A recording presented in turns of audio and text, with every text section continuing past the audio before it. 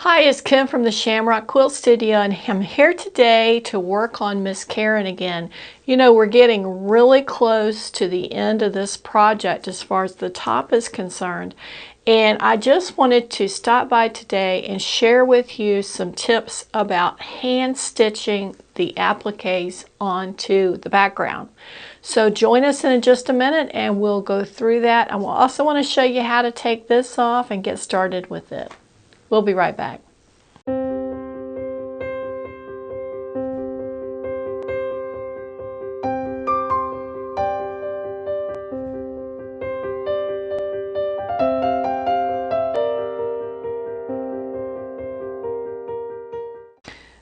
Well, hi and welcome back. Today we're working on the hand stitching for Miss Karen. We've got most of this done. Let's take a quick look in front of that light. You can see we've got most of it done. We just need to stitch down some in this quadrant, and then we need to add the center piece to it. So let's talk a little bit about the hand stitching on the pieces on the outside. And we're going to start today on this flower here on the outside. Now when I'm stitching, I'm just using a regular all-purpose thread. You could do an all cotton. I find they're a little bit thicker really. And so just a polyester I think is going to work fine. These pieces, when they're made to be when they're made to be wall hangings, aren't going to see a lot of washing. They're mainly going to be hanging on the wall. They might get washed occasionally as they get dirty or as they age, and they'll probably see a little bit of pressing, I would guess.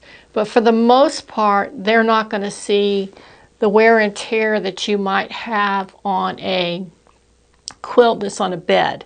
Now, if you intend to do it on a quilt in a bed, I still think that your all-purpose thread is going to be fine. I have a quilt that I put a bunch of appliques on, and I just stitched it with regular all-purpose thread. I do like to try to match my thread to my fabric if I can. That way I don't have to be quite so careful about my stitches not showing.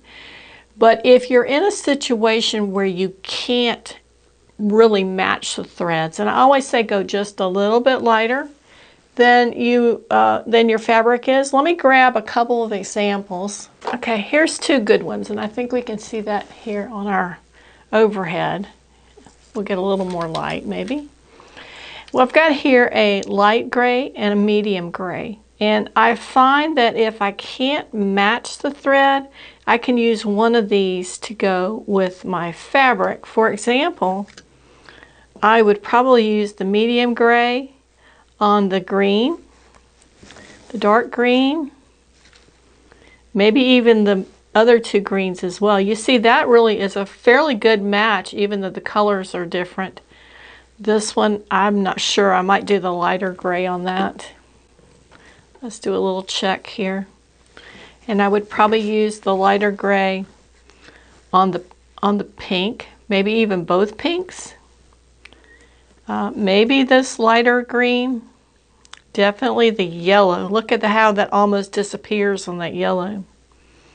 The pink is going to be the dark pink is going to be a little more difficult, but I think that if you're really careful with your stitches, you could get away with it. So really everything here, you could use that gray, one of those two gray threads on, and maybe you just pick one of the colors that you buy something that matches. You just have to kind of use your judgment, and you might want to take a few sample stitches to see what happens. You always want to make sure you get at least two threads in that background fabric so you don't run the chance of it popping out on you. Okay, and we're just going around. I think I'm going to readjust my camera so you can get a little bit better look. Okay, we're going to do a little more stitching. I can figure out how to let you see what I'm doing. It's incredibly difficult. There we are. Okay. And we're gonna really work on this. I think one time we were able to do some really good close-up work, but there's too many variables involved. Okay, so we're just going to continue the stitching on down the petal of this flower. So you still can't see those stitches. And as we get into this little curve here, depending on how that curve has been created, you may need to just continue to do it the same. If you have any fraying, you would take that opportunity to make sure to push the edge, the raw edge of that fabric underneath so you don't see it. And if you absolutely cannot do that, then you're going to want to take some stitches over the top of that raw edge so that you prevent it from raveling out or fraying out anymore. Okay, so there we've done that. We've gone all around the outside piece here, the inside piece here, and we have stitches. Where are you? That you just cannot see. Maybe we'll take two more. Underneath the applique piece, out through the fold, and again just slightly underneath, in the fold, and out. And there you go. I think you can see that pretty well. Now I'm going to stop here, and I'm just going to put my needle in place, and we're going to start talking about this center piece. And to do that, unfortunately, I need to move the camera again. So we'll do that, and I'll be right back. Okay, now we're going to get started on the medallion piece, but before we do, I want to make one other comment about the thread you use. The other option that you have is to match your threads using an embroidery floss. And I think that this would probably work okay, provided that you don't intend to wash it or heavily use it. Embroidery thread is not a really sturdy thread, so it's going to have some limitations as far as how much wear it's going to take, and is it going to begin to wear over time so that the threads come loose. I think with the all-purpose thread, you've got that polyester either on the inside or the outside of the thread that's going to hold a little bit better than embroidery floss.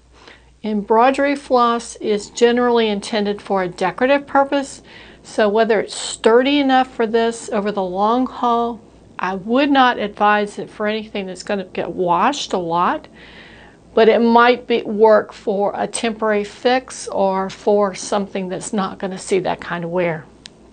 Now we're going to move on to the medallion because I wanted to kind of keep this to be a reasonably short video. We made this on the template that was the freezer paper, and the freezer paper is still in here, and all of this was starched down, and then all of the pieces in the middle of this have already been sewn onto that green that makes up that curvy or wavy center. So we're going to take that off now. I was really happy with using the freezer paper, and I think it did really well. And frankly, you probably could get another one out of here. I don't know that you could get a bunch, but maybe one or two wouldn't be much of a problem. Now, all of our pieces stayed nicely in place. We didn't have a problem with that. And we just want to place it on the center of our design. And I'm going to get my applique glue. I could just pin it in place because we're just going to move right into sewing it, but I think I'll use the glue because it's a pretty good sized piece and it's going to take a while to stitch. So we'll just do that. And we're going to match it up here to these little marks that indicate the outward places on the actual design. So I'm going to put a little dot of glue just inside each of those spots. And then I'm going to do a couple in the center because we've got so much fabric in the center. Nothing is going to show through on that.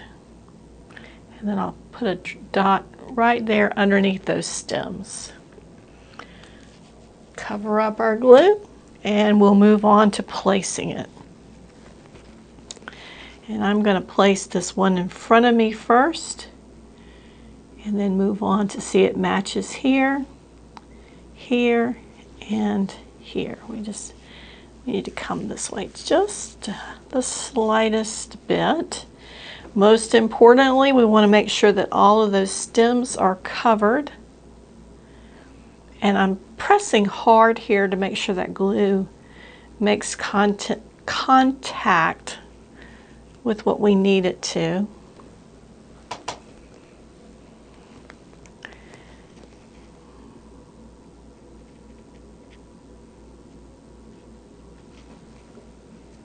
Because we want it to hold long enough for us to get it sewn on.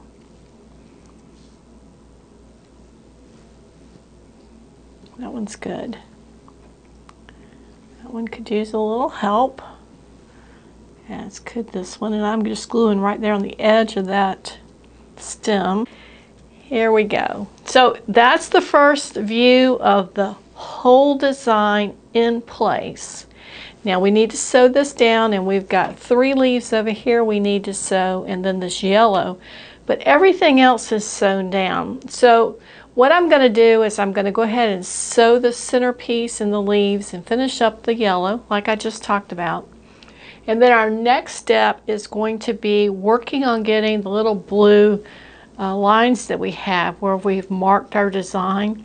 And I think that's going to be real easy. And I think what I'm going to do once everything is sewn in place is maybe just spritz it really lightly with some water and then dab at the places that don't automatically disappear. What I've learned about that blue marking pen is sometimes it takes more than one application of water to get it out, and it's best if you put it on and let it dry and then come back and do it again. And that gives you the best result in getting it out entirely, unless you're going to throw it in the washer.